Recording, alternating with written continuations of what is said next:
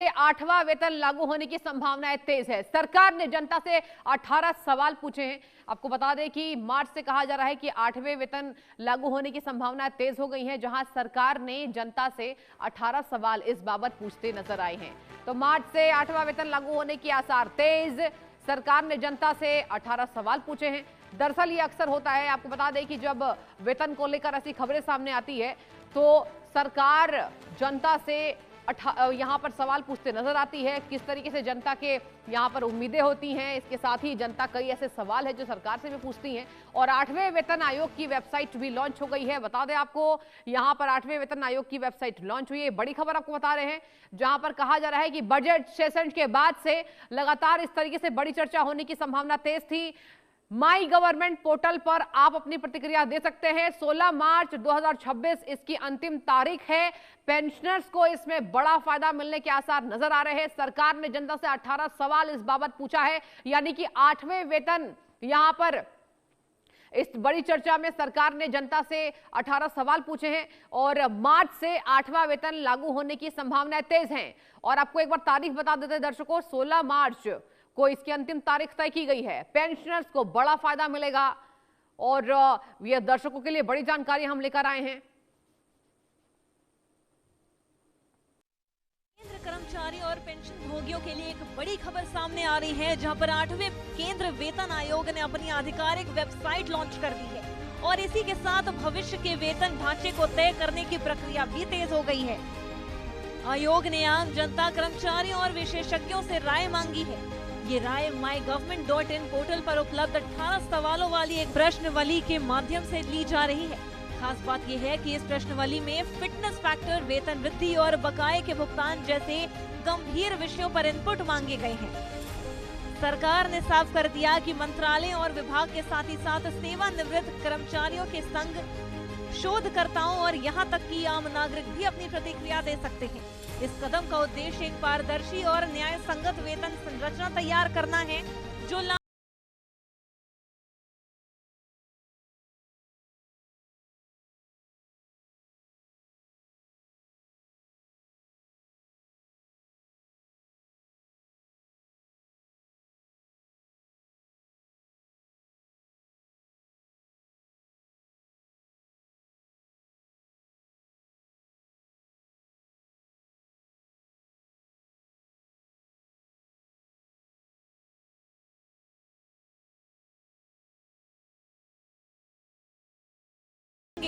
वेतन आयोग ने जो 18 सवाल जारी किए, वे सीधे तौर पर आपकी जेब और भविष्य की आर्थिक स्थिति से जुड़े हैं। आयोग ये जानना चाहता है कि महंगाई और विकास के बीच संतुलन बनाने के लिए कौन सा मार्गदर्शक सिद्धांत अपनाया जाए।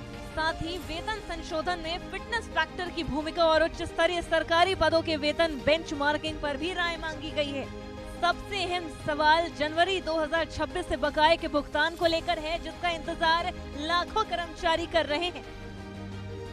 आयोग के लिए क्या हो मार्गदर्शक सिद्धांत? फिटनेस फैक्टर क्या मतलब होना चाहिए? वेतन मानों में कैसे तय हो इंक्रीमेंट? उच्च स्तरीय वेतन का क्या हो बेंचमार्क? इस प्रक्रिया में सहभागिता का दायरा काफी विस्तृत रखा गया। सरकार के विभिन्न मंत्रालयों और विभागों के कर्मचारियों के साथ ही साथ राज्य सरकार के कर्मचारी, न्यायिक अधिकारी और कोर्ट स्टाफ भी इसमें हिस्सा ले सकते हैं। इसके अलावा नियामक संस्थाओं के सदस्य, पेंशन भोगी संघ, शोधकर्ता, शिक्षाविद और देश का कोई भी आम नागरिक अपनी बहुमूल्य राय पोर्टल पर दर्ज करा सकता है, ताकि एक समावेशी रिपोर्ट तैयार हो सके। 3 नवंबर को जारी हुई अधिसूचना, मंजूर हुई आयोग की संदर्भ शर्तें। रिपोर्ट के लिए मिले 18 महीने।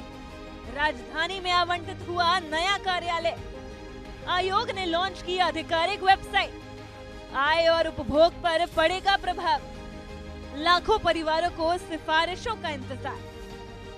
भारत सरकार द्वारा शुरू की गई इस नई वेबसाइट पर कर्मचारियों की सुविधा के लिए कई फीचर्स दिए गए हैं। यहाँ आप नोटिफिकेशन, मीडिया कॉर्नर और आयोग की संदर्भ शर्तों को विस्तार से देख सकते हैं। इसके साथ ही आयोग के अध्यक्ष और सदस्यों का परिचय भी वेबसाइट पर उपलब्ध है।